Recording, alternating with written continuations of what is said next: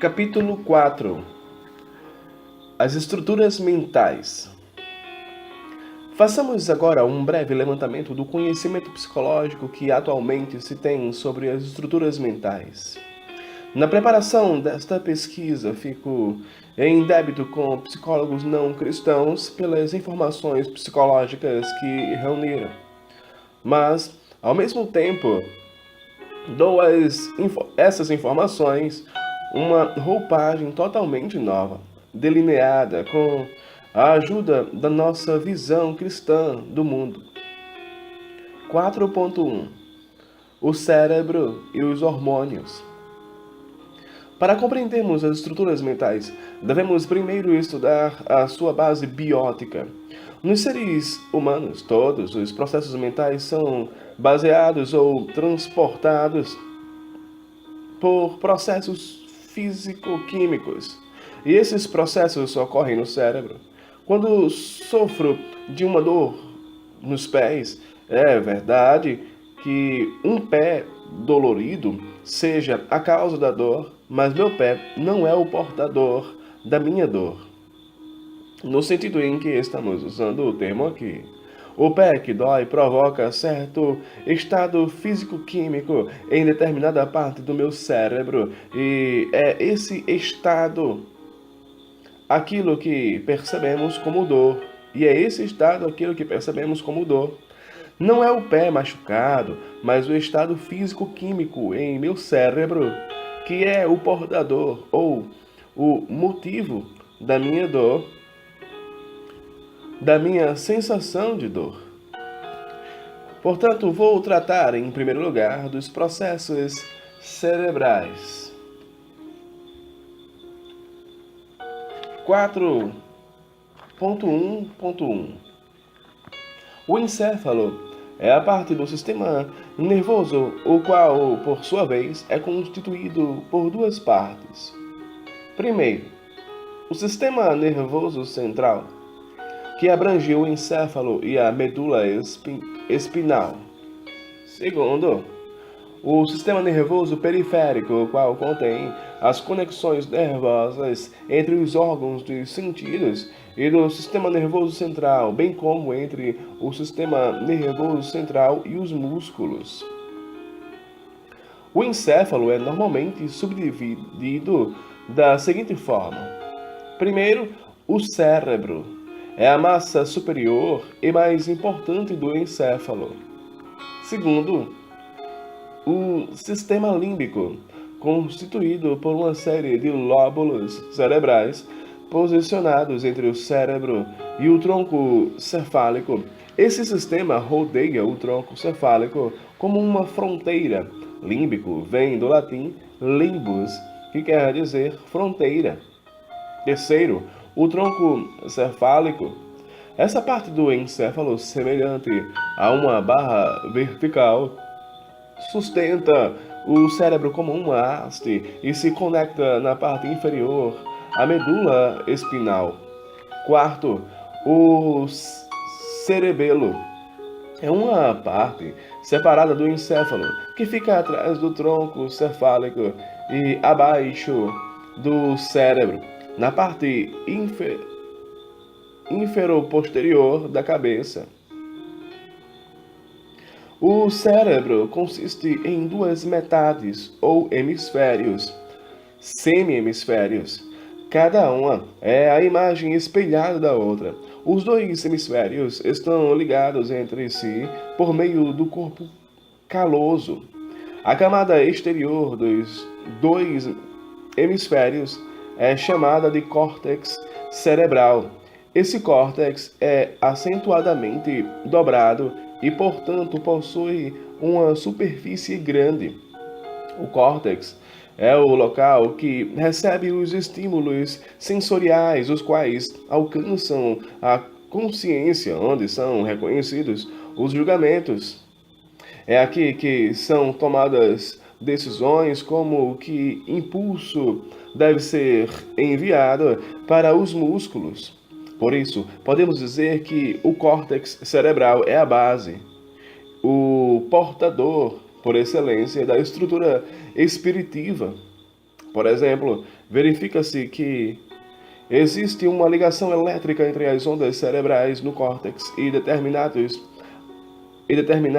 atributo tipicamente espiritivo como a inteligência. Diferentes partes do córtex cerebral parecem ser especializadas para a interpretação espiritiva de certos estímulos sensoriais, originários de nervos sensoriais localizados em várias partes do corpo, como a face, o ouvido e assim por diante. O sistema límbico desempenha um papel importante em nossa vida sentimental. Se as partes desse sistema são danificadas, passamos a desenvolver toda espécie de emoções animalescas e comportamentos instintivos. Portanto, podemos dizer que o sistema límbico é a base ou o portador por excelência da estrutura sensível. Ele regula, por exemplo, o equilíbrio entre os diversos estados de ânimo, como a raiva ou a ansiedade, a agressividade ou o retraimento, sentimentos agradáveis ou desagradáveis, estafa ou relaxamento.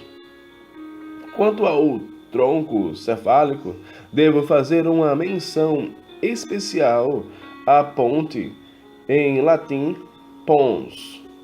Essa parte do cérebro contém uma rede incomum de células nervosas chamada pelo nome complexo de sistema ativador reticular.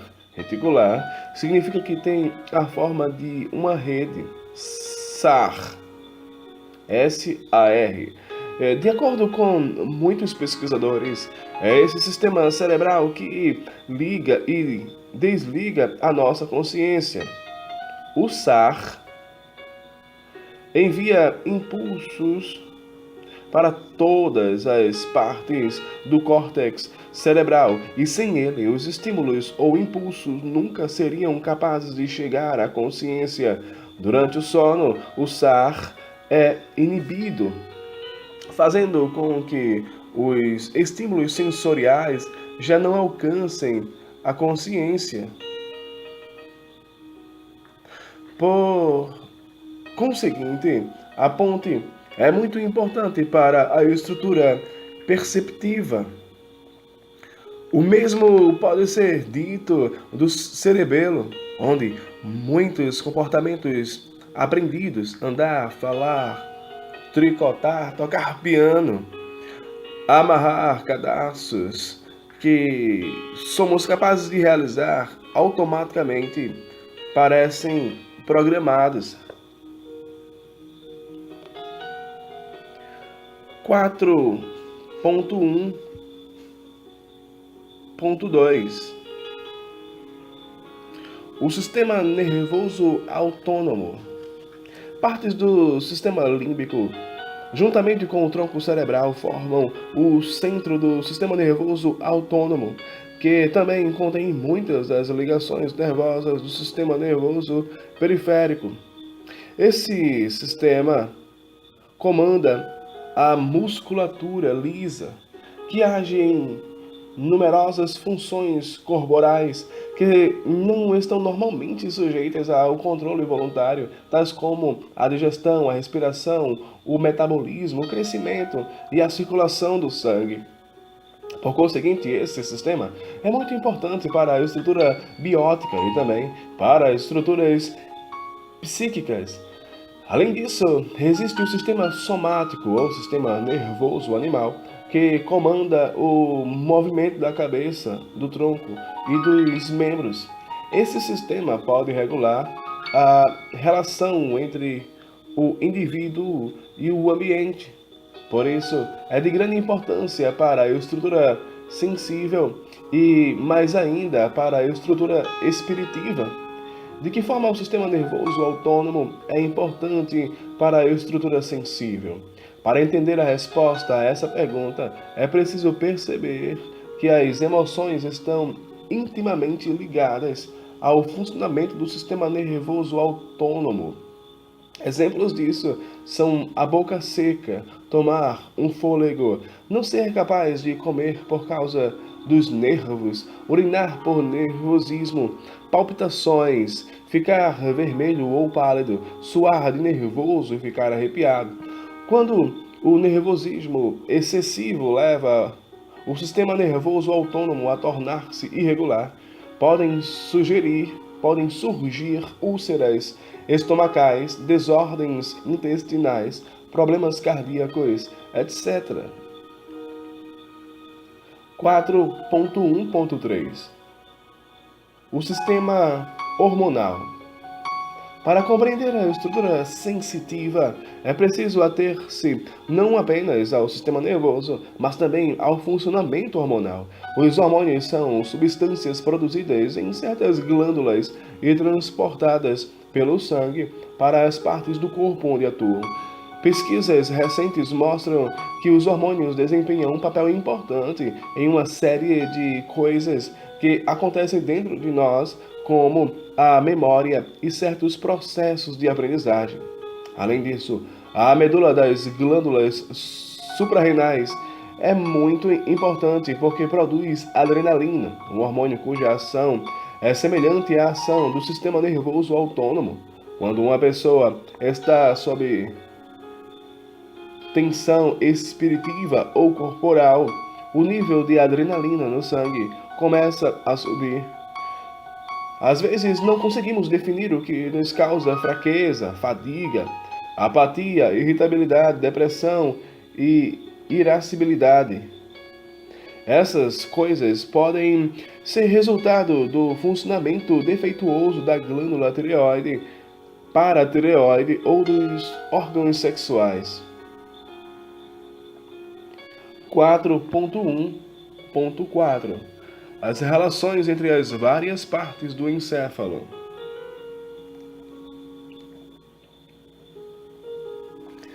É natural que muitos pesquisadores ainda estejam intrigados com o funcionamento do encéfalo. Descobriu-se, por exemplo, que quando o corpo caloso encontra-se separado, no caso de alguns pacientes que sofrem de epilepsia, ocorrem diversos fenômenos mentais incomuns. As experiências que levaram a essa descoberta e ensinaram aos cientistas muita coisa sobre o funcionamento dos dois hemisférios. O hemisfério esquerdo é especializado em pensamentos analíticos, na formação de decisões e na resolução de problemas matemáticos. Ele pode expressar-se em palavras e tem uma consciência do tempo. O hemisfério direito, por sua vez, pensa em conjuntos, quer dizer, sinteticamente, e mal poderia expressar-se em palavras.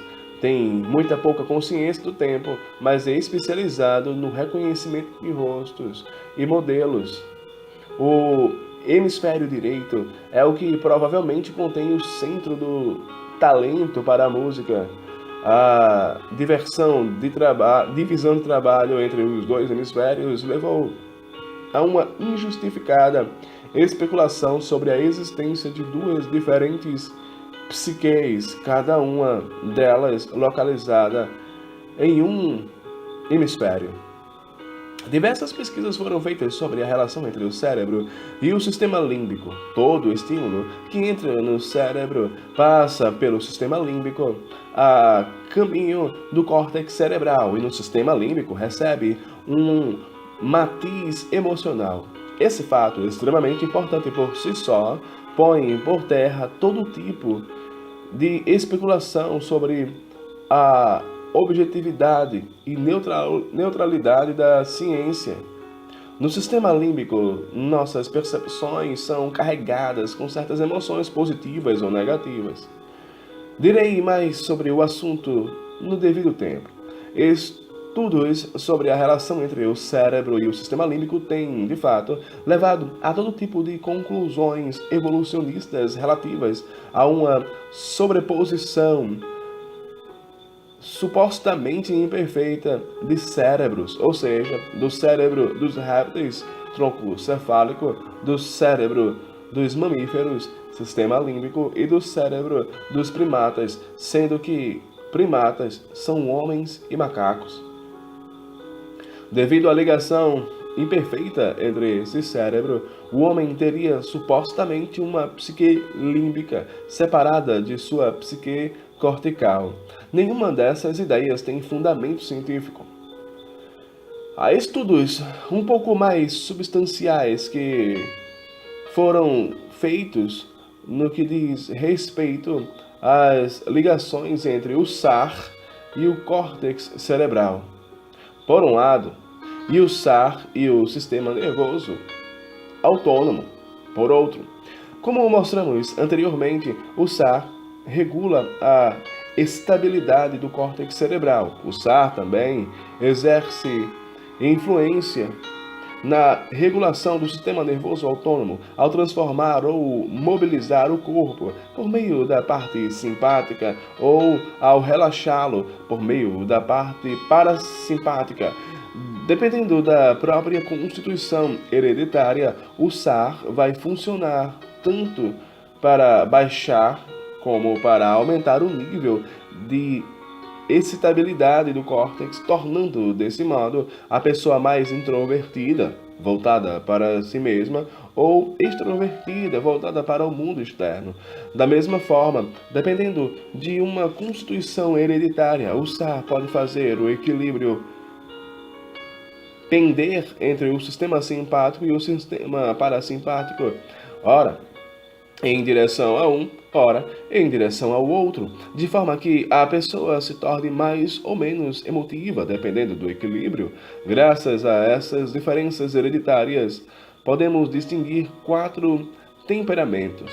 A. Alguém verbalmente fluente, confiante, mas também uma pessoa um pouco briguenta, sanguínea. É o extrovertido, não emotivo. B. Um trabalhador eficiente, mas algumas vezes indolente e egoísta. Trata-se de uma pessoa fleumática. É o introvertido, não emotivo. C.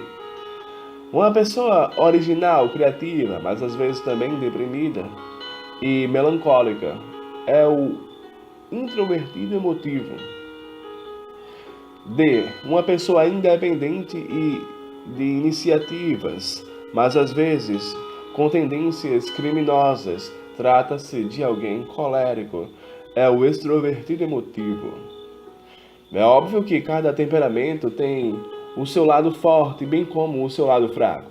Quando o coração se desvia de Deus e inclina-se para o pecado, os lados ruins se fazem sentir. Mas quando o coração está voltado para Deus e deixa-se conduzir pelo Espírito Santo, o lado forte de uma personalidade pode desenvolver-se, e então uma formação mais cristã, Gálatas 4,19, se revelará na cordialidade, na sinceridade, na alegria, na simpatia e no otimismo da pessoa sanguínea. Da mesma forma, encontramos o mesmo fenômeno na liderança, na determinação, no espírito de equipe, na firmeza e entusiasmo de iniciativa da pessoa colérica. Além disso, percebemos o mesmo na amizade sincera, na criatividade e no espírito de sacrifício da pessoa fleumática. Por fim, percebemos na calma, serena, no bom humor, na atenção, no anseio e na consideração da pessoa fleumática. E assim concluímos que o temperamento é apenas um núcleo de nosso caráter, mesmo que a regeneração de uma pessoa não lhe modifique o temperamento, o caráter dela poderá mudar completamente sob a influência de um novo coração. Fatores operacionais e motivacionais totalmente diferentes passarão a desempenhar um papel na vida dessa pessoa, e dessa forma um novo conhecimento e uma nova maneira de pensar passarão a existir. Portanto, uma cognição nova se processará e ela dará um novo rumo para a sua vontade. Desse modo, a pessoa renovada dentro da amplitude dos limites que constituem o seu temperamento, pode tornar-se alguém totalmente novo, modelado pela imagem de Cristo de forma incomparável. 4.2 A estrutura perceptiva.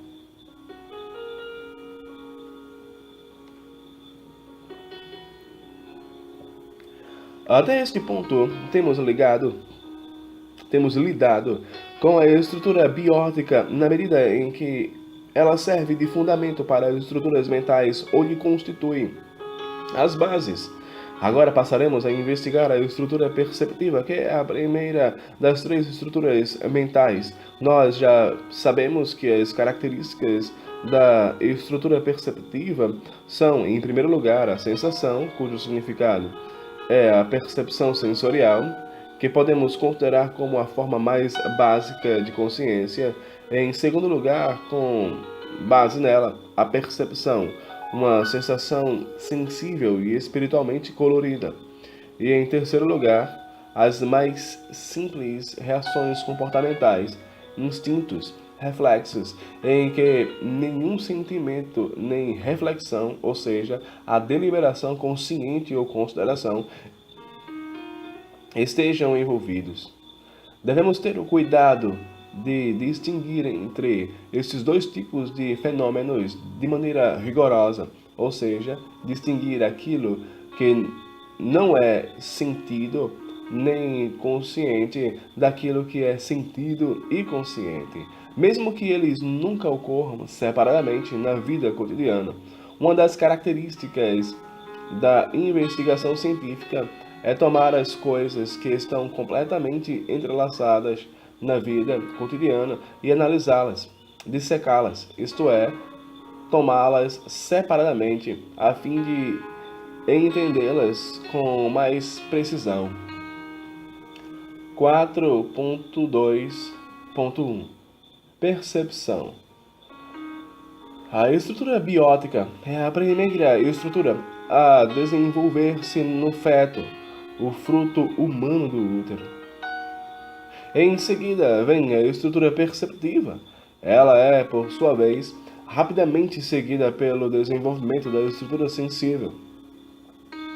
O recém-nascido tem uma grande variedade de capacidades sensoriais, mas é claro que elas devem ser ainda mais desenvolvidas.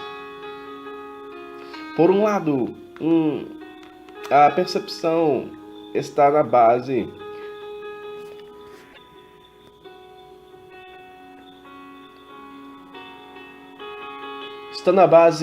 de tudo o que ocorre nas estruturas mentais, sentimento, pensamento, desejo.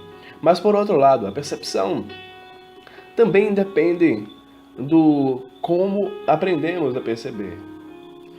Não há duas pessoas que percebem o mundo exatamente da mesma maneira. Percepção objetiva não existe. Como uma pessoa percebe, é algo que depende da composição corporal, constituição dela e de toda espécie de fatores operacionais e motivacionais. Quanto aos fatores operacionais, a nossa percepção é enormemente influenciada por tudo o que aprendemos. Vivemos em uma sociedade em que, desde muito cedo, aprendemos a prestar atenção a todos os tipos de sinais. Consideremos apenas os gestos sociais. Será que ele quer apertar a minha mão? Os sinais de direção. É aqui que tenho de estar. Os sinais de trânsito. Posso dirigir aqui? Se uma pessoa que foi criada em uma floresta de repente encontrasse em uma cidade grande, ela não enxerga nada disso. Por outro lado, se alguém da cidade atravessa essa floresta primitiva, percebe apenas uma pequena fração do que os habitantes da floresta percebem. As pessoas acostumadas com a floresta facilmente encontram alimentos, ao passo que a gente da cidade sem recursos logo morreria de fome. A sensação da pessoa é carregada com reconhecimentos constantes que são dependentes da formação e do ambiente em que ela foi criada. E assim podemos afirmar, sem medo de errar, que um cristão convicto enxerga um ambiente em que vive, os seus amigos, os homens e as coisas ao seu redor de forma diferente do que alguém que não é cristão. O cristão não tem apenas convicções diferentes, mas vê tudo de forma diferente. A diferença se torna ainda mais clara quando acrescentamos a influência dos sentimentos às sensações.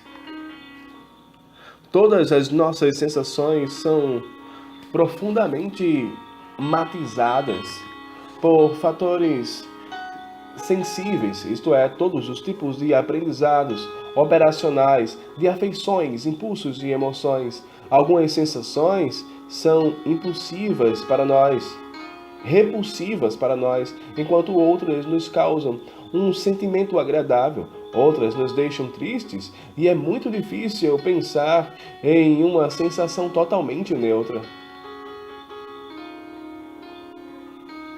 Como vimos anteriormente, nossa maneira de reação sensível é aprendida ou adquirida. A cultura e a sociedade da qual fazemos parte cumprem um papel nesse caso. Nós chamamos isso de macrosituação. Além do mais, devemos considerar os valores dominantes e as opiniões dos nossos próprios grupos, como a família, a igreja, o partido político e nossa escola científica de pensamento. E a tudo isso nos referimos como situação média. Finalmente, a influência da situação concreta do fenômeno, a microsituação. Para os cristãos, em particular, é importante reconhecer as influências operacionais e motivacionais que agem em nossa percepção. Nós interpretamos todos os tipos de estímulos como agradáveis ou desagradáveis, dependendo da atitude que tenhamos para com a fonte desses estímulos. Tendemos a gostar mais de um sermão quando ele é comunicado por um pregador que apreciamos muito do que quando é pregado por alguém que não conhecemos. E quando não gostamos de algo nem de alguém, demonstramos uma tendência para perceber determinadas coisas que servem para fortalecer nosso desagrado e ao mesmo tempo buscamos coisas positivas com a intenção de mudar nosso juízo. Naturalmente, a simpatia produz apenas o resultado oposto.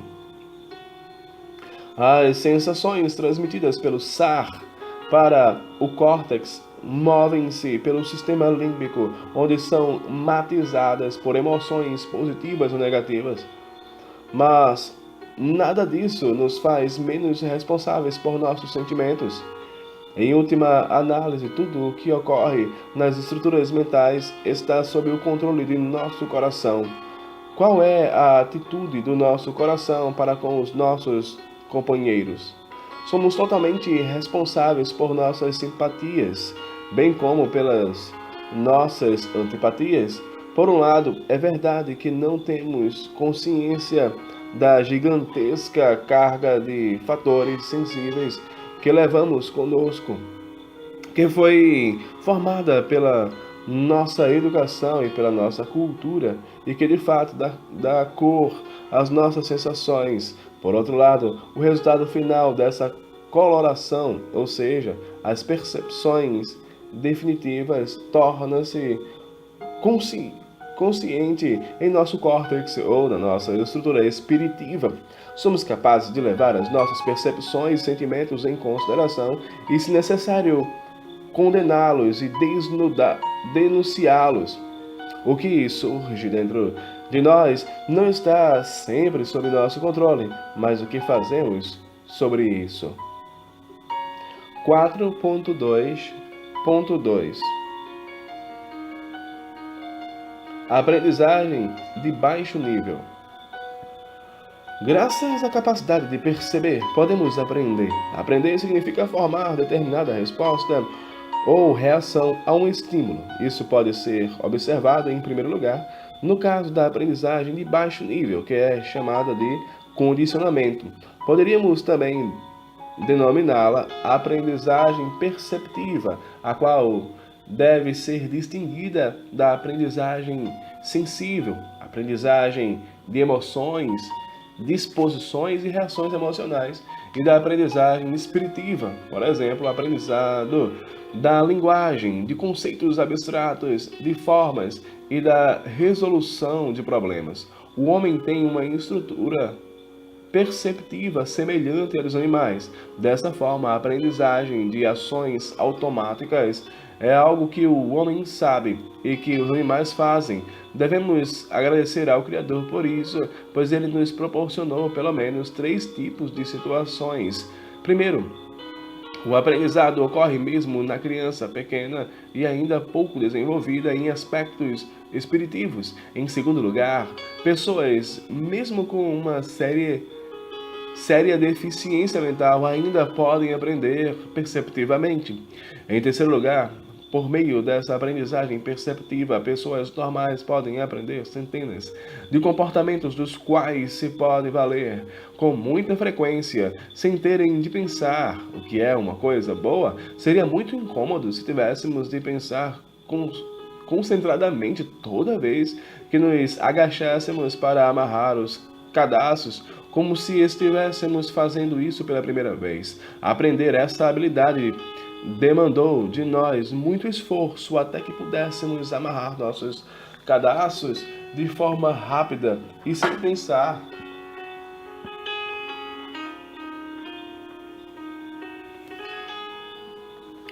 Eu já disse que o homem tem uma estrutura perceptiva semelhante à dos animais, mas também vimos que há uma grande diferença entre ele e os animais. Na estrutura perceptiva do homem, o aspecto perceptivo antecipa o sensível e os aspectos espiritivos. Esse tipo de antecipação, especialmente no que se refere ao aspecto espiritivo, não é encontrado no animal. Portanto, devemos ater-nos à estrutura perceptiva justamente pelo fato de o perceptivo antecipar o sensível. Certos tipos emocionais aprendem todo tipo de reações motoras automáticas intensas, as quais ou não ocorrem em tipos não emocionais ou ocorrem neles em um grau muito menor. Refiro-me àquelas reações motoras como a irritação, levar as mãos à cabeça e todo tipo de tiques nervosos, como roer as unhas e assim por diante. Quanto à antecipação do espiritivo, aprender português ou qualquer língua materna, tocar violino ou dirigir um carro consiste, é claro, em boa medida de ações automáticas que aprendemos laboriosamente pelo condicionamento instrumental. No entanto, não há nenhum animal que fale português, toque violino, nem dirija um carro, mesmo tendo os animais também uma estrutura perceptiva. Eles não são capazes de aprender essas ações. Quanto mais carregadas espiritivamente forem as nossas ações, mais humanas elas serão. Trata-se de automatismos que devemos de aprender de forma muito consciente. O pensamento precede essa aprendizagem. É preciso querer aprender e deve-se persistir conscientemente no aprendizado para obter-se o resultado desejado. Para sermos mais precisos, trata-se da aprendizagem perceptiva, mais orientada pelo aspecto espiritivo. Dessa forma, percebemos como são relativas as semelhanças entre o homem e o animal. Era muito ingênua a ideia dos behavioristas de querer reduzir toda a aprendizagem humana ao condicionamento. A abordagem deles era inteiramente errada por duas razões. Primeiro de tudo, no homem, o aspecto mais característico da aprendizagem não é o condicionamento, mas a aprendizagem espiritiva, a aprendizagem da língua materna, de conceitos e de como resolver problemas mentais. Em segundo lugar, mesmo sendo o condicionamento humano diferente do que em princípio é o condicionamento animal, na maioria dos casos, essa aprendizagem perceptiva no homem ocorre sob a orientação do aspecto sensível ou espiritivo. Um exemplo de puro aprendizado perceptivo em seres humanos adultos é o aprendizado de como usar uma série de dispositivos simples, como girar ou baixar uma maçaneta, que é algo que um cachorro pode aprender muito facilmente também. 4.3 A estrutura sensível. Passemos então para a estrutura sensível ou do sentimento. Nessa estrutura, distinguimos três tipos de sentimentos, entre os quais há, no entanto, um considerável grau de sobreposição: afeições, inclinações, impulsos, necessidades objetivas, desejos e emoções. 4.3.1 Propensões e impulsos.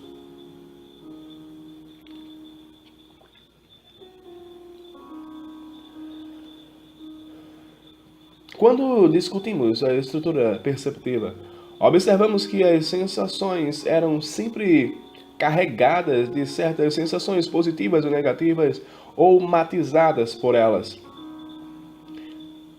Moléculas de açúcar estimulam as papilas gustativas, que passam a enviar impulsos para o centro de paladar no cérebro. Ali, o gosto surge. É a percepção consciente do estímulo. Mas essa percepção de gosto envolve, ao mesmo tempo, uma avaliação sensitiva, pois a maioria das pessoas avalia essa doçura como gostosa, enquanto outros sabores são percebidos como de gosto ruim. Essa avaliação sensitiva tem um uso prático muito importante. Por exemplo, quando percebemos o cheiro de algo queimando, ouvimos grito e correria, vemos sangue ou sentimos dor, ou mesmo quando comemos algo cujo gosto estranhamos, ficamos imediatamente alarmados. Esses são estímulos que, para nós, provocam uma sensação negativa. Dessa maneira, em todos esses casos, o nosso senso de alarme é uma reação aprendida. É um reflexo condicionado com base em uma reação sensitiva a estímulos. No entanto, podemos colocar o problema de outra forma. Todas as nossas sensações são aprendidas ou também existem emoções completamente inatas. Existe, por exemplo, um grande número de experiências e discussões sobre a existência de um instinto maternal. É plausível que aquilo que é chamado de instinto maternal também seja algo baseado em um comportamento aprendido, o que significa que as mães só podem dar amor se também o tiverem recebido quando crianças. Em nosso mundo ocidental civilizado, centenas de milhares de crianças são abusadas pelas mães a cada ano. Parece que muitas dessas mães foram carentes de uma relação amorosa na infância e talvez tenham sido abusadas também. Dessa forma, mesmo o amor, em grande medida, é algo que tem de ser aprendido. As disposições não pertencem à estrutura sensível, mas à estrutura espiritiva, e ao mesmo tempo devem estar sob orientação de uma vida espiritiva. O cristão, em particular, deveria ser capaz de entender que é responsável por tudo o que acontece em sua vida sentimental, e assim ser-lhe-ia proveitoso ser mais vigilante contra todos os tipos de emoções negativas e irracionais, as quais poderiam também ser chamadas de preconceitos. Por exemplo, contra negros, contra muçulmanos, contra homens com cabelos compridos. Alguns cristãos ficam satisfeitos em atribuir tais sensações a um tipo de intuição espiritual. Por exemplo, afirmando serem capazes de sentir que determinados artistas não são bons. A verdade da questão é que nossa suposta intuição fundamenta-se de fato em emoções negativas aprendidas e completamente sem fundamento. E dessa forma, nossa vida espiritiva também tem o seu lado ético, como já vimos, sob a orientação de um coração voltado para Deus e seus mandamentos. Aprendemos que também somos capazes de julgar nossas emoções criticamente e, se necessário, condená-las. Da mesma forma, sob a orientação do coração, também aprendemos a julgar criticamente nossas emoções positivas, se forem boas, e promovê-las. Quanto aos impulsos ou tendências, se quisermos, o que foi dito sobre as emoções também se aplica a elas. À medida que se inserem na estrutura sensível, deveriam estar sob a orientação da estrutura espiritiva. Tanto os homens quanto os animais têm, de fato, uma noção de estrutura e, portanto, também possuem necessidades ou impulsos, desejos, anseios, inclinações que os guiem e antecedem um juízo sóbrio. Mas a diferença reside no fato de que, no caso de seres humanos, esses impulsos estão, por assim dizer, incorporados em nossas deliberações e decisões espiritivas. Essa é a razão porque o homem também é responsável por aquilo que faz com os próprios impulsos. Os impulsos mais importantes são a fome, a sede e o desejo sexual. É muito difícil determinar exatamente quantos impulsos existem e se podem falar de impulsos separadamente em vez de variantes de um mesmo impulso. Não há necessidade de nos alongarmos com essas questões por enquanto. No entanto, por mais que nossos impulsos pareçam de tipo animal, a forma que lidamos com eles, como mencionado, é espiritiva e, portanto, completamente humana, ou, de qualquer maneira, deveria ser espiritiva. Possuímos naturalmente um forte desejo de ratificar nossos impulsos, mas também pode ser muito prazeroso aumentarmos esses impulsos. E dessa forma, espiritualmente, buscamos diversas maneiras para aumentar o nosso apetite. Mesmo o comportamento sexual não visa a satisfação imediata do desejo sexual, pois isso faria com que agíssemos exatamente como os animais. Em vez disso, o homem procura, antes de mais nada, aumentar os estímulos sexuais, estimulação sexual. Ele não procura, em primeiro lugar, a gratificação. Por causa de sua estrutura espiritiva, o homem tem a capacidade de aumentar e refinar o prazer de gratificação, reforçando esses estímulos internos antes de satisfazê-los. E por essa razão, sabemos algo muito marcante, ou seja, que a sexualidade no homem não é apenas ou principalmente uma função biológica, e sim algo planejado por Deus para ser a expressão do amor conjugal entre o marido e a esposa. É por isso que é possível, por exemplo, para um marido abster-se de relações sexuais com a esposa se ela estiver inválida ou doente enquanto ele se dedica a cuidar dela. Ou, para darmos outro exemplo, abster-se completamente do sexo e permanecer solteiro para se tornar um missionário. No homem, portanto, os impulsos estão em um plano infinitamente mais elevado do que no caso de animais, porque esses impulsos estão incorporados à vida espiritiva do homem. E o que é especialmente importante de se notar é que os impulsos humanos estão sob a orientação do coração que serve a Deus ou a um ídolo. 4.3.2 A vida emocional. É natural que inclinações e impulsos venham a miúde acompanhados de emoções fortes, que podem variar da alegria para a raiva ou para o medo.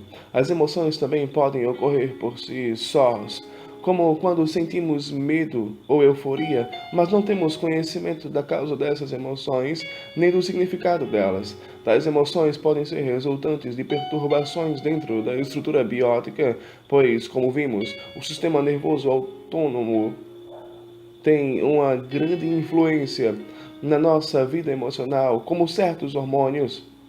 Esses medos vagos e sentimentos de excitação podem também ser causados na própria estrutura sensível. Por exemplo, quando estamos emocionalmente com medo de alguma coisa. Esse é um ponto bastante importante no que diz respeito ao aconselhamento, como veremos no capítulo 6. Empreenderam-se muitos esforços no sentido de categorizar as emoções.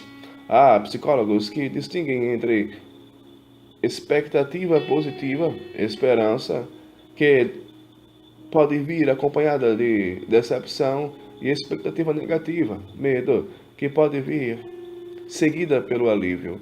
Alguns psicólogos acreditam que todas as emoções podem ser colocadas nessas duas categorias, mas há outros psicólogos que desenvolveram esquemas muito mais complexos em que distinguem, por exemplo, entre a raiva, o êxtase, o ódio, a tristeza, a perplexidade, o horror, afeto, apego, devoção, esperança e assim por diante. Cada uma dessas emoções pode ocorrer em diferentes graus de intensidade. Por exemplo, a raiva pode ser expressa como irritação, o menor grau de intensidade da raiva, ou fúria, o mais alto grau de intensidade. Deve-se notar também que as emoções se incorporam a todos os sentimentos de nossa vida e a nossos atos espiritivos e aos atos do coração, mas elas se incorporam fundamentalmente aos processos físico-químicos do corpo. Um exemplo deixará isso mais claro. Vamos supor que em algum lugar eu inesperadamente comece a discutir com um conhecido com quem tive problemas no passado, ou que talvez eu tenha tratado mal alguma vez. Em primeiro lugar, eu poderia ficar irritado de imediato, ou pelo menos agitado. Em segundo lugar, eu poderia ficar com um pouco de vergonha, ou até mesmo com medo de assumir a título de defesa, uma postura de indiferença ou agressividade. Nessa situação, vários elementos podem ser distinguidos.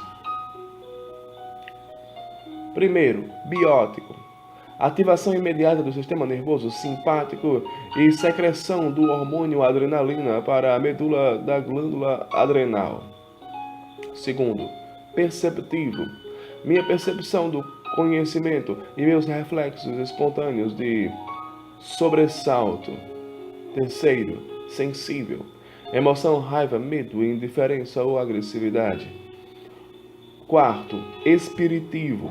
Memória do que a outra pessoa fez comigo ou do que eu fiz para ela. A interpretação resultante da minha emoção. Quinto, o coração determina o que fazer com as minhas emoções. Eu posso dar livre expressão a elas ou condená-las e controlá-las, agindo da forma bíblica apropriada. Se eu escolher a segunda forma, vou em primeiro lugar tentar conquistar o meu irmão e em segundo lugar confessar minha culpa a ele. Quero agora concentrar-me por um momento no quarto ponto, ou seja, na interpretação espiritiva da emoção. Biologicamente falando, todas as emoções são semelhantes. Todas elas são acompanhadas pelo mesmo fenômeno de excitação fisiológica. Mas A maneira pela qual interpretamos essa situação depende da situação em que nos encontramos e de nossa interpretação dela.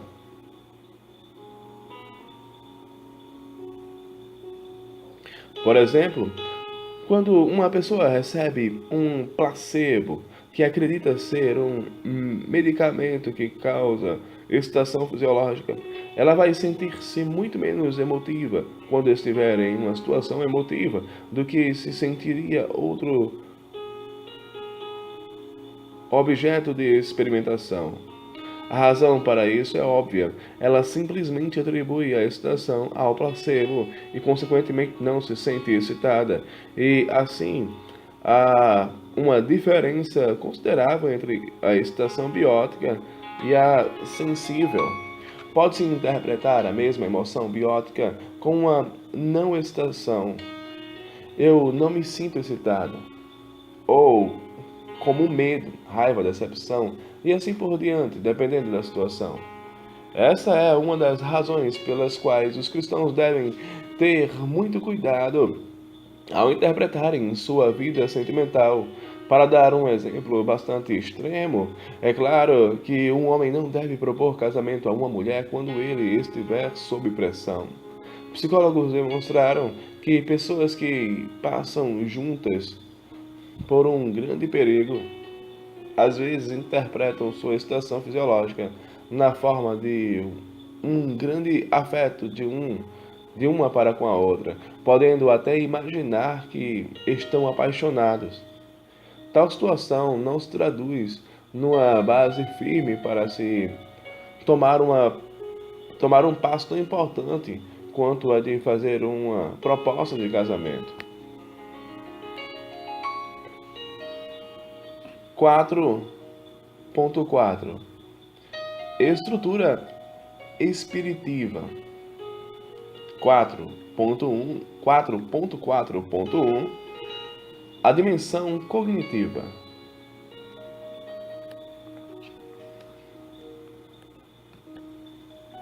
Chegamos agora à estrutura espiritiva. A primeira coisa a fazer é dar uma olhada na dimensão cognitiva, que tem relação com o pensamento, deliberação, investigação e conhecimento. É claro que o desenvolvimento da linguagem é de grande importância quando se trata do desenvolvimento de nosso pensamento. Mas parece que a criança, desde muito cedo, mesmo antes de começar a desenvolver a linguagem, tomemos o caso de uma criança surdo-muda, começa a aprender conceito como mesa, cadeira, cama. Pouco a pouco, ela vai aprendendo conceitos mais complicados até chegar aos conceitos abstratos. Os progressos realizados pela criança a esse respeito dependem da inteligência dela. A inteligência é algo muito difícil de ser conceituado e vem sendo definida como a capacidade de resolver problemas ou ainda como a capacidade de acompanhar uma aula na escola ou de seguir determinado treinamento. Devemos admitir que essas definições são bastante vagas, mas isso deve-se ao fato de o conceito ser demasiado complexo. Para aquilo que chamamos de inteligência contribuem a habilidade linguística, riqueza vocabular, distinção de conceitos e assim por diante. Habilidades aritméticas, observação, raciocínio, memória, percepção espacial, etc. Dessa forma, a inteligência não é determinada apenas por fatores hereditários, constituição, mas é determinada também pelo meio. A criança encontra-se em um ambiente rico ou pobre em recursos de linguagem, recebe pouco ou muito apoio dos adultos no ambiente. O ambiente proporciona à criança muitos estímulos, como por exemplo jogos para estimular a fantasia e a criatividade, ou não proporciona estímulos suficientes. O desenvolvimento da inteligência na criança pode muito bem ser descrito em termos de capacidade para resolver problemas cada vez mais difíceis. Essa linha de pensamento tem relação com outra pergunta igualmente difícil: o que é pensar? O pensar pode ser descrito também como a atividade mental para a resolução de problemas. Os psicólogos fizeram todo tipo de experimentos e testes apenas para determinar como o pensamento funciona. Na disciplina de lógica, tenta-se descobrir como se deve pensar para ter um pensamento claro, correto e eficiente. Mas na psicologia, investigamos como as pessoas realmente pensam na maior parte das vezes, repentinamente, indiretamente ou por desvios, com clareza, por intuição, por processos do subconsciente e assim por diante. Na maioria dos casos, tudo funciona para nós, mas nem sempre seguimos o caminho mais curto ou mais lógico para o nosso destino. A maneira pela qual pensamos, em muitos casos, sofre a influência da estrutura sensível, e a estrutura sensível é algo que temos em comum com os animais. Pelo fato de os animais a possuírem, eles podem, de fato, ter algumas percepções súbitas e, dessa forma, resolver alguns problemas simples. No capítulo 3, vimos que na Gestalt, os psicólogos falam de experiências eureka. A esse respeito, tais experiências também ocorrem em pessoas. No entanto, isso não nos deve levar a concluir que o pensamento ocorra de fato em animais. No pensamento do ser humano, o sensível desempenha um papel importante na maior parte do tempo, mas o pensamento como tal é, contudo, substancialmente mais do que o sensível, é espiritivo. Isso significa que o homem, mas não o animal, tem na estrutura espiritiva a capacidade de conscientemente colocar uma série de representações em sequências, selecioná-las, ponderar sobre elas, compará-las, colocá-las em ordem, refletir sobre elas, pensá-las, pesá-las. O homem faz tudo isso com a finalidade de encontrar relações e tirar conclusões. Antes que essas coisas ocorram, não se pode falar de pensamento. No decorrer dos séculos, em nossa cultura ocidental, deu-se muita importância ao pensamento lógico. Uma série de pensadores chegou a supor que esse pensamento representa a diferença mais essencial entre o ser humano e o animal. Parece que eles consideram que o pensamento seja a marca distintiva do espírito humano. Afinal, o homem é, acima de tudo, um ser racional. Até mesmo Jesus Cristo é assim considerado no credo de Atanásio, Deus perfeito, homem perfeito, com alma racional e carne humana. Pelo fato de o traço mais característico da alma, o espírito de Cristo ser a racionalidade, o que não se pode dizer do pensar. Pois bem, o pensamento é uma característica típica do ser humano, mas não é o traço característico nem a mais importante diferença entre ele e o animal. No Oriente e também na Sagrada Escritura, que se originou no Oriente, dá-se muito mais importância a uma espécie de pensamento que imagina e medita e está cheio de sentimento, ou pensamento em que há muito afeto e envolvimento, há muito pouca abstração. Quando o salmista encontra-se na cama à noite, apesar de refletir, ver o Salmo 63, versículo 6, sua atividade tem muito pouco a ver com o que o nosso mundo ocidental chama de pensamento racional. Em última análise, mesmo sendo o pensamento um lado da nossa vida espiritual ativa, ele está sob o controle do coração. O mais elevado tipo de pensamento não se encontra em nossa vida sentimental, nem intelectual, mas sim naquilo que é regido pelo coração. O pensamento lógico reside naquilo que se passa no coração, como o homem se imagina em seu coração, assim ele é, diz as Escrituras. O coração tem razões que a própria razão desconhece, declarou o grande pensador cristão Pascal. 4. 4.2 A dimensão criativa.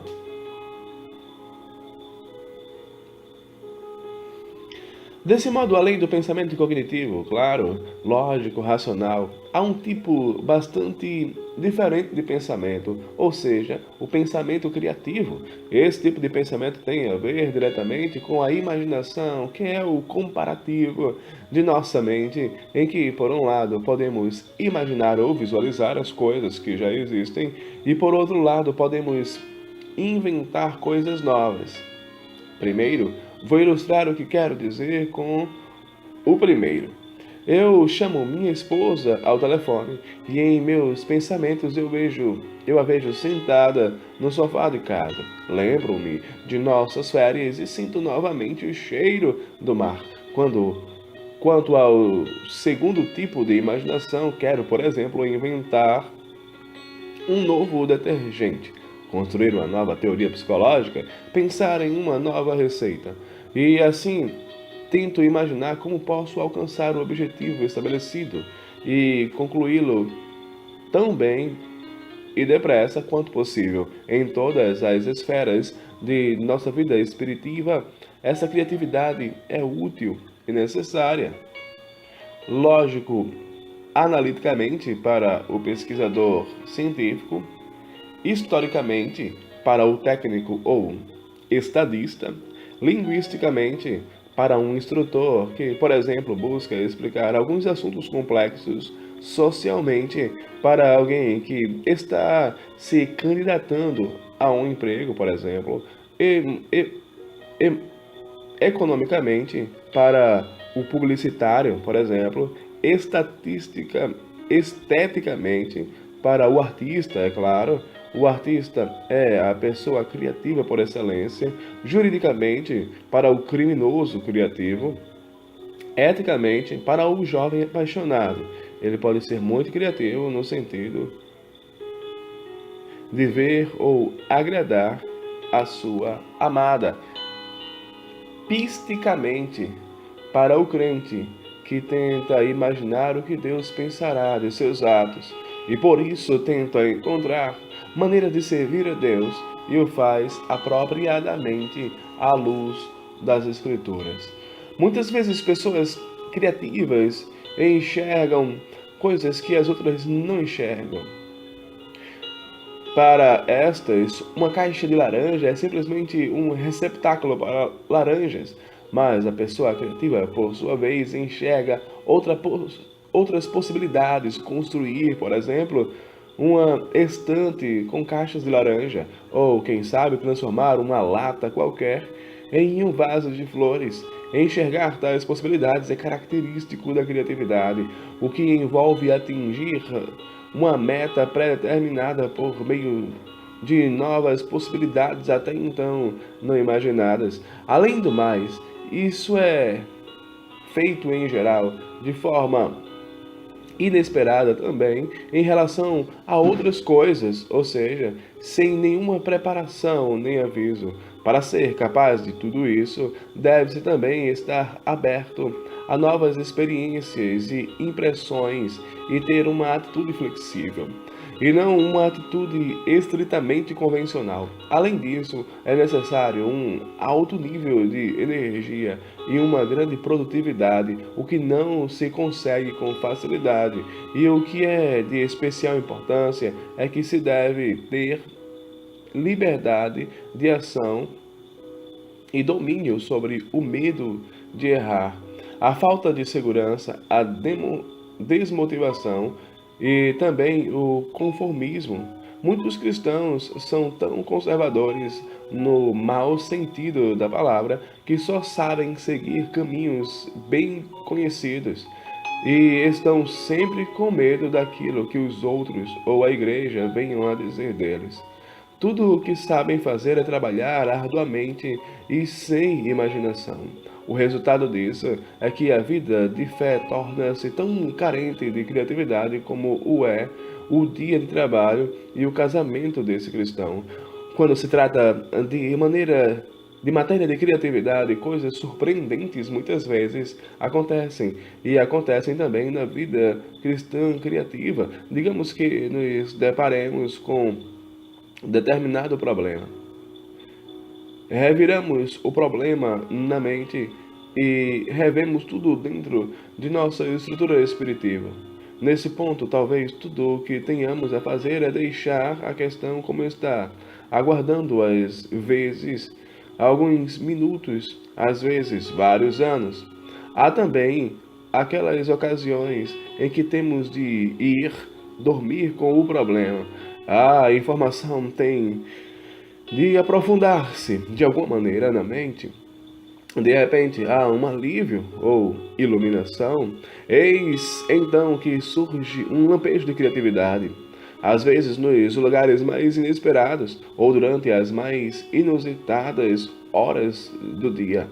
Arquimedes estava no banho quando uma ideia feliz lhe surgiu. Ficou tão animado com a descoberta que correu nu para a rua gritando. Essa história mostra-nos o quanto uma nova ideia pode deixar animada uma pessoa criativa. De um momento para o outro, o pesquisador científico tem a explicação de todos os resultados experimentais. De repente, uma receita nova surge na mente de um cozinheiro. De repente, um comerciante recebe uma ideia nova para sua vitrine. De uma só vez, o crente recebe uma clara visão sobre o que tem de fazer e agradece a Deus por isso. Os crentes que se colocam intensamente sob a orientação do Espírito Santo muitas vezes recebem um carisma especial de criatividade. 4.4.3 A dimensão conativa.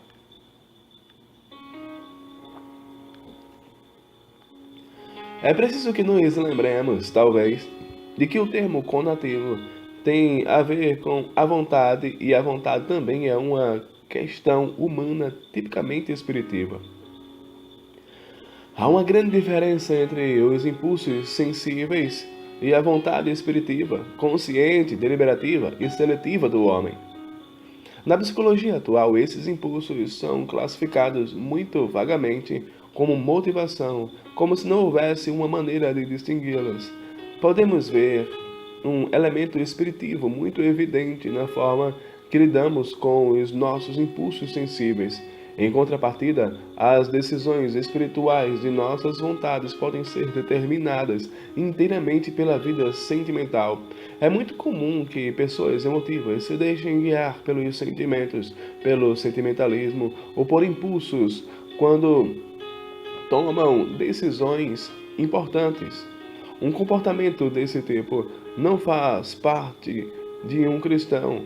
O que devemos fazer, em vez disso, é deixar-nos levar por considerações vindas de um coração dirigido a Deus e a seus mandamentos.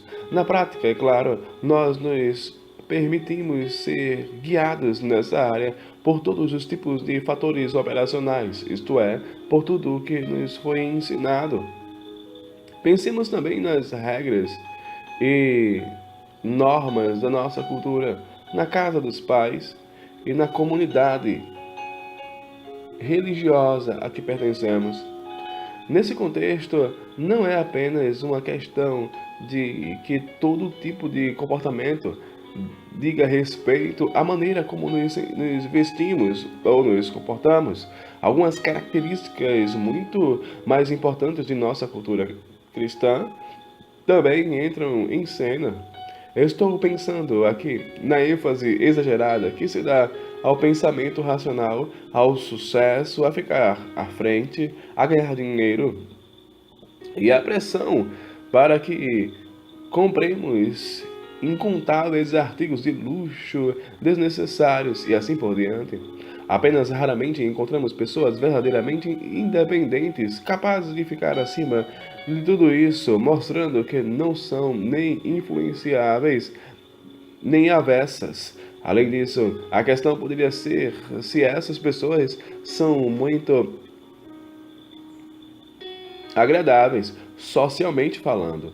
Ainda assim, é muito importante considerar se tomamos decisões levadas por influências ou mesmo por pressão do meio, sociedade, amigos, igreja, em vez de por uma escolha pessoal amparada no Senhor, em Sua palavra e no seu Espírito.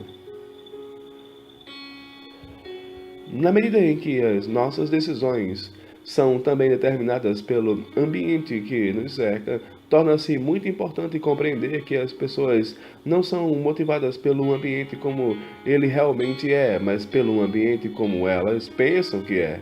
Uma vez que nossa percepção é colorida por emoções positivas e negativas, o ambiente parece-nos colorido, ou seja, passamos a experimentá-lo munidos de todo tipo de opinião preconcebida e, mesmo sem preconceitos, ainda muitas vezes interpretamos as aparências e o comportamento de nossos congêneres de forma equivocada.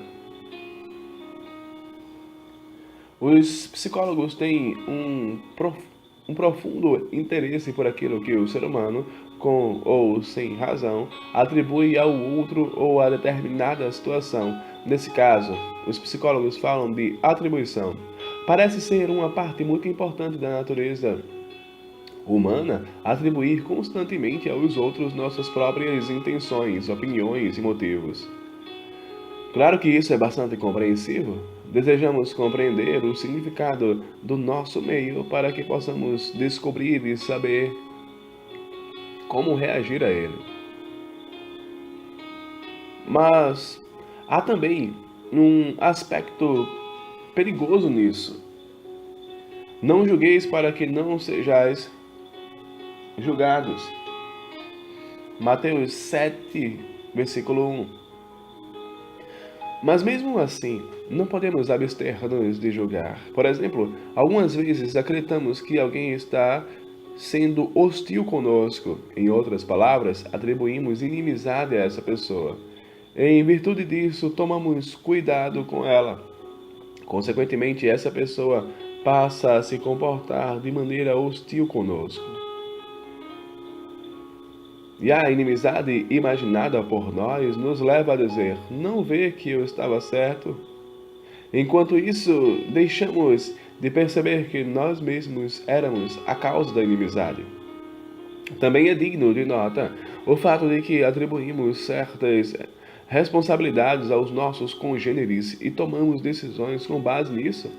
As investigações mostram que estamos inclinados a atribuir um maior grau de responsabilidade e, portanto, razões mais nobres também a pessoas de condição social superior, pessoas que têm mais poder e capacidade de comando.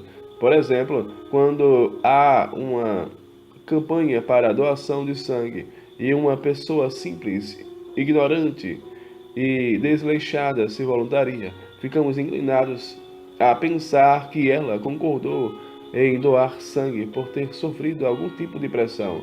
Mas se uma pessoa de posição social superior concorda em doar sangue, estamos inclinados a dizer que, nesse caso, motivos nobres foram determinantes. Além disso, nós praticamos a atribuição não só com outras pessoas, mas conosco mesmos. Nossa vontade é fortemente orientada pela nossa própria imagem, a imagem que temos de nossas capacidades e qualidades.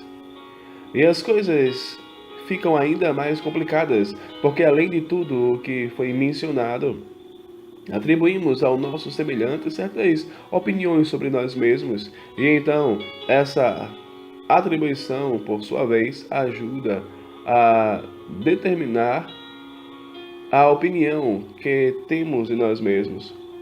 Nós parecemos mestres em tomar a imagem que pensamos que os outros fazem de nós e fazer dela um uso extremamente positivo ou negativo, dependendo do que nós, em grande medida inconscientemente estejamos buscando.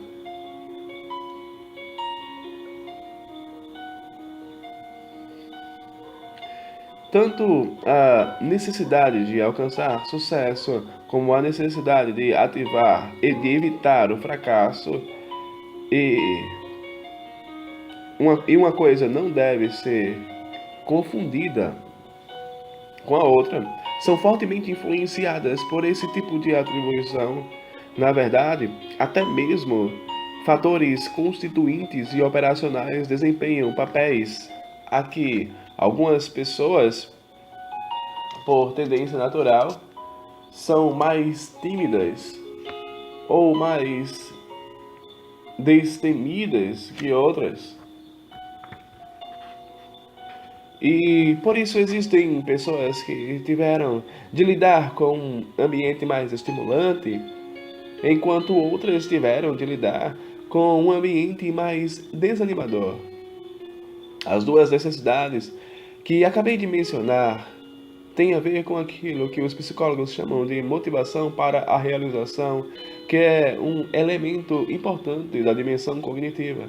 Em alguns círculos cristãos, palavras como sucesso estão sobrecarregadas de emoções fortemente negativas. Isso é compreensível, pois almejar o sucesso apenas para receber a honra dos outros é equivalente a orgulho. Entretanto, o medo de fracassar ou de parecer estúpido aos olhos dos outros pode ser também uma indicação de orgulho. Talvez seja por isso que muitas pessoas são tão passivas, indolentes e apáticas. Em termos gerais, as habilidades que Deus nos dá implicam um mandato para procurar um local de trabalho e para executar tarefas que estejam de acordo com essas habilidades. Se nossos companheiros nos apreciam por termos realizado bem uma tarefa, não devemos ter vergonha dessa apreciação. Isso só se torna preocupante quando o elogio dos outros se torna um fim em si mesmo, o que significa que tal elogio poderia substituir o louvor de Deus. A motivação para a realização é também, em última análise, um problema do coração humano, de modo que a honra de Deus em lugar da honra do homem é, ou deveria ser, o principal em nossa vida. Ver João 12, 26 e 43.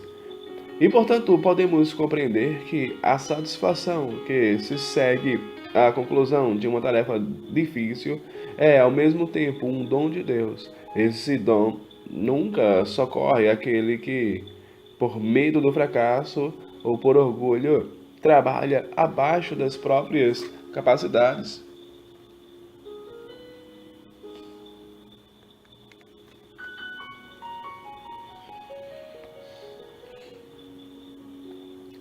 Quatro ponto cinco. A linguagem. Uma vez que já tratamos das três dimensões da estrutura espiritiva, façamos uma pausa para discutir brevemente dois fenômenos espirituais muito importantes, ou seja, a linguagem e a vida social. Esses dois fenômenos estão, de fato, intimamente ligados. Estou utilizando aqui o termo linguagem em sentido lato. Nessa categoria estão todos os meios pelos quais as pessoas se comunicam, incluindo palavras escritas e faladas, gestos, expressões faciais, números, notas musicais, sinais de trânsito, bandeiras e imagens. A língua sempre faz uso de sinais de comunicação. O que eu quero dizer com este último termo é que isto, sinal, símbolo, está para aquilo, indica, significa, simboliza. Esta palavra determina aquele conceito, este número determina aquele valor numérico, este sinal de trânsito indica aquela ordem ou proibição, e assim por diante. Os linguistas, estudantes da linguagem, preocupam-se com as leis fonéticas, com a inflexão, a sintaxe, etc., ou com a questão de como devemos falar e se o uso que fazemos da linguagem é considerado correto. Os psicólogos querem saber apenas o que nós realmente falamos. Querem saber como funciona a linguagem como meio de comunicação entre as pessoas, como as línguas são aprendidas, de que fundo psicológico novos conceitos e palavras surgem, de onde se originam os lapsos de língua, qual o valor emocional das palavras e assim por diante.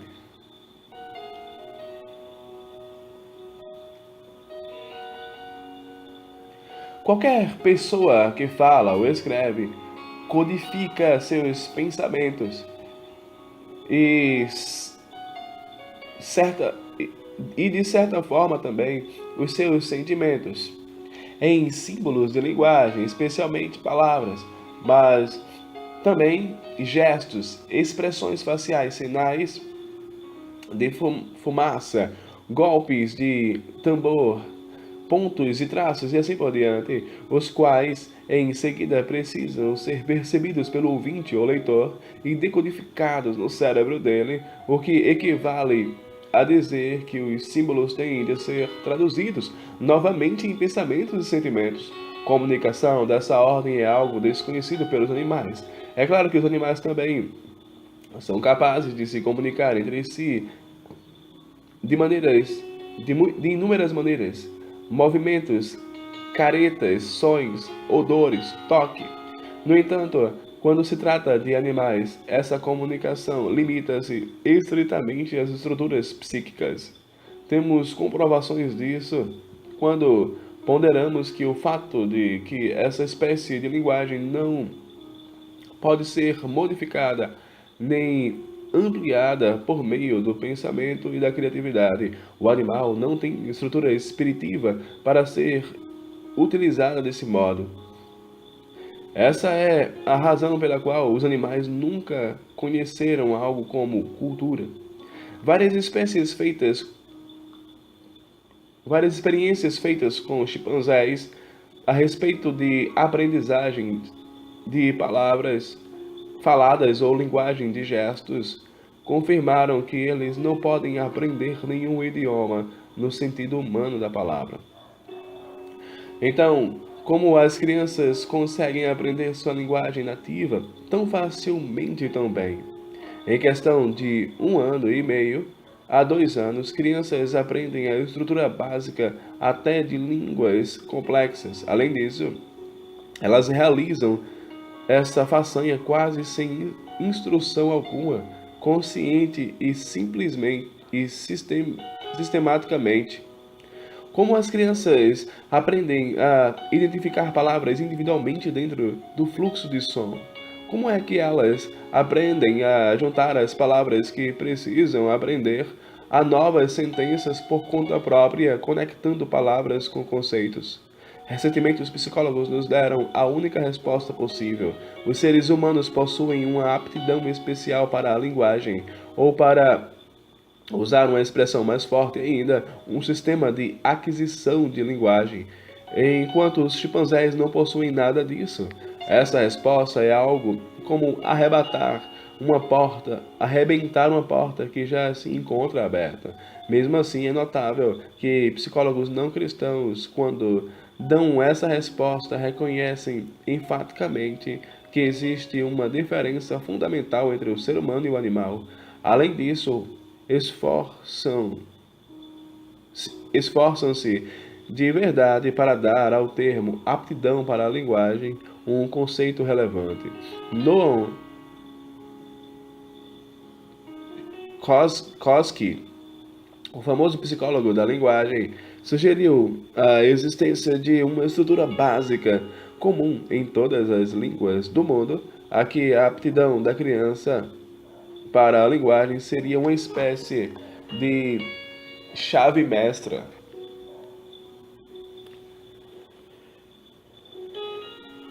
que serviria para desvendar a estrutura básica de sua língua nativa, permitindo-lhe descobrir o que as palavras são, como elas se juntam, o que são as regras gramaticais e assim por diante.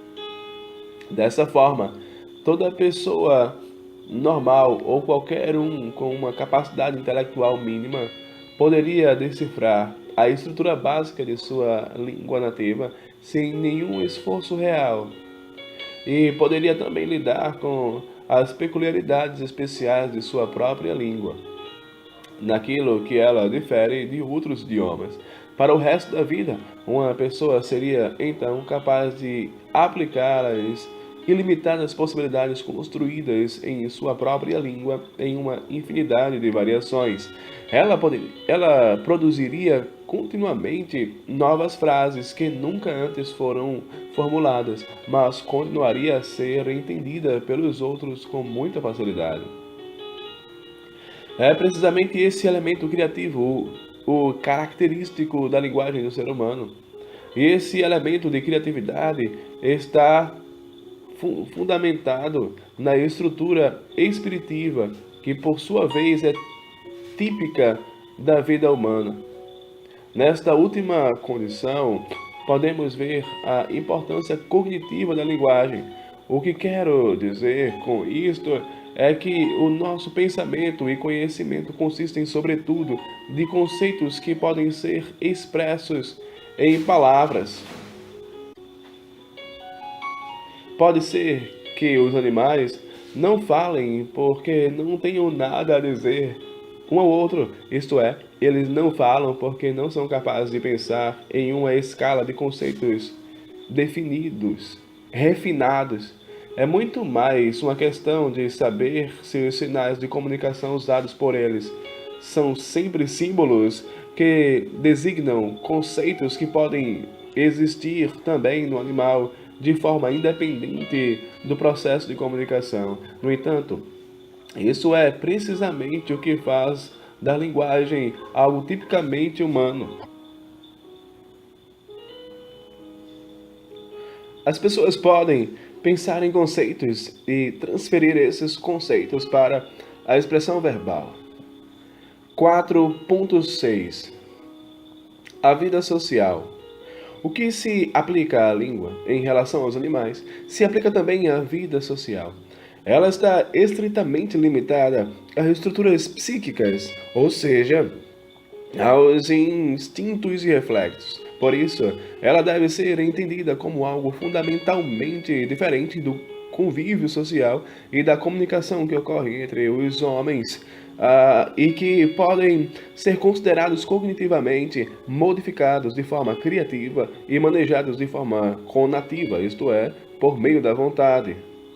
É pelo fato de a socialização humana não ser regida por instinto que temos de aprendê-la com idade tenra, assim como aprendemos a linguagem. Isso foi demonstrado por pesquisas. Quando uma criança sorri pela primeira vez, o que faz é reagir socialmente pela primeira vez aos que a cercam. A família, o jardim de infância e especialmente a escola fundamental são importantes. Escola de formação para o desenvolvimento social do jovem. Ele tem que aprender a ouvir, a responder e a ajustar-se aos outros. Ele acredita que fazer isso seja mais fácil ou mais agradável em um caso do que no outro. Ele desenvolve suas primeiras amizades e torna-se membro de um grupo. É, sobretudo, durante os anos do ensino secundário, que a necessidade de pertencimento e o sentido de solidariedade e de popularidade começam a desempenhar um papel importante na vida dele. Além disso, durante esse período da vida, o jovem deve aprender a reconsiderar sua relação social com os pais. Ele passa a reavaliá-la e faz os primeiros contatos sociais mais íntimos com o sexo oposto. Além de tudo isso, o jovem também começa a considerar sua futura posição social, um estudo mais aprofundado, a escolha de uma carreira. Uma vez que ele se torna parte da força de trabalho da vida socioeconômica, passa pelos mais intensos contatos sociais. Família, casamento, ambiente de trabalho, um clube, igreja e Estado. ele também começa a sofrer um forte controle social. O que os vizinhos, ou os meus colegas, ou os amigos do clube e membros da igreja vão dizer. Numa fase posterior da vida, o contato social diminui um pouco, mas ainda continua a ser importante. Sem contatos sociais adequados, as pessoas definham. Dentro do ambiente social, há vários elementos que devem ser distinguidos, como estilo de vida, por um lado, o da totalidade da sociedade e, por outro, o do próprio grupo, família, igreja, classe. Também deve ser considerada a estrutura da sociedade da qual se faz parte, por exemplo, o sistema político.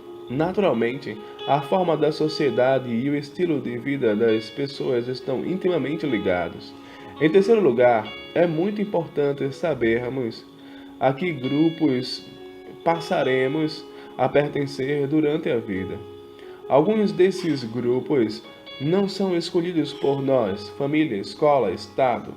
Outros, porém, somos nós mesmos que escolhemos, por afinidade ou por ponderação, casamento, igreja, clube, partido político, ou ainda por interesse comum, fábrica, exército, esporte, sindicato, partido político. Além de todos esses grupos, existem também vários tipos de relações pessoais. Tais relações normalmente se fundamentam na função de uma ou de outra pessoa da relação, de modo que as pessoas propriamente ditas realmente não importam. Pensemos, por exemplo, no vendedor e no cliente, no guarda de trânsito e no motorista infrator, na pessoa que compra o bilhete e no bilheteiro, no patrão e no empregado, no professor e no aluno. Os psicólogos sociais estão muito interessados em saber como as pessoas se comportam em relação a seus colegas e aos grupos. Na verdade, já vimos uma série de exemplos. Pensemos no significado dos preconceitos, emoções positivas e negativas e das atribuições. A primeira impressão que temos de determinada pessoa, muitas vezes de forma bastante acidental, revela-se muito importante. Parece que quando se forma uma concepção de alguém com base na primeira impressão, torna-se muito difícil livrar-se dessa concepção mais tarde. Sentimos-nos inclinados a rejeitar qualquer informação posterior que entre em conflito com o juízo já formado. É triste dizer, mas isso acontece mesmo entre os cristãos. E dessa forma, se viramos as costas para alguém, falando figurativamente com base na primeira impressão, o nosso gesto pode ser bastante compreensível em termos psicológicos, mas continua sendo um comportamento antissocial e antiético, quando não totalmente anticristão. Nesse caso, mais uma vez, vemos que quando se trata de comportamento espiritualmente controlado, fatores sensíveis representam um papel importante, embora seja certo que continuamos totalmente responsáveis por esse comportamento, uma vez que ele parte do coração. Poderemos trabalhar as nossas responsabilidades de forma mais eficaz se, como procuro deixar claro aqui, estivermos mais conscientes da presença e influência dos fatores psíquicos. Assim, vimos que o homem é, por natureza, um ser social por excelência e que nunca pode abstrair-se dos muitos grupos dos quais faz parte. Os grupos mais interessantes são aqueles em que os membros compartilham de um forte sentimento de unidade, muitas vezes abraçando os mesmos valores e normas, uma fé ou uma ideologia, e interagindo de maneira firme uns com os outros. Pensemos na família, numa pequena agremiação bem coesa, numa pequena congregação de fé, num pequeno grupo, num pequeno negócio, num círculo de amigos, num grupo de trabalho, num grupo de pessoas que dividem um dormitório num quartel, ou num grupo de estudantes que convivem no mesmo andar de um alojamento na universidade. Esses agrupamentos são chamados de grupos primários. Apenas fazer parte de um grupo por si só já representa uma influência fortemente estimulante sobre alguém, não importando, nesse caso, a mistura de fatores de motivação que podem haver dentro do grupo. Por exemplo, alguém ali poderia participar de determinada congregação religiosa porque sente que dessa forma pudesse servir melhor ao Senhor, ou seja, da forma que melhor correspondesse à Escritura. Mas também é possível que se juntasse a essa congregação simplesmente porque se sente mais em casa na companhia de cristãos. Nem todos os motivos que podem levar uma pessoa a participar de uma congregação especial são igualmente espirituais. Há um grande número de motivos muito humanos, sensíveis ou espirituais, que seja consciente, seja inconscientemente, podem agir em tal decisão.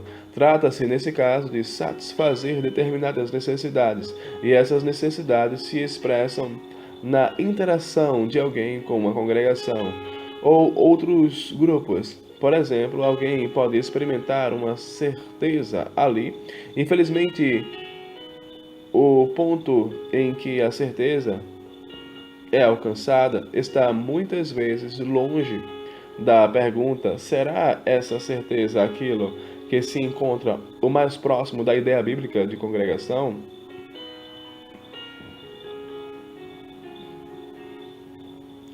Mas o mais provável é que seja: será que essa congregação confirma minhas próprias opiniões a respeito da fé?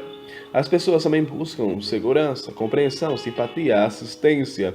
E uma igreja cristã proporciona todas essas coisas também. Pelo menos é assim que deveria ser. Contudo, devemos reconhecer que tais coisas não são aquelas com as quais uma congregação mais se preocupa. O grupo satisfaz a necessidade profunda que temos de pertencimento e por isso ajuda a fornecer-nos uma identidade. É possível encontrar alguém dizendo: trabalho na ferrovia, ou faço parte da igreja reformada, ou sou membro da sociedade protetora dos animais. De alguma forma, o grupo tem uma influência extremamente forte na formação da personalidade. Por isso, encontramos pessoas dizendo: percebe-se que ele é evangélico, ou que ele é um acadêmico, ou que ele serviu ao exército, ou que ele é professor, ou que ele estudou em Harvard, e assim por diante.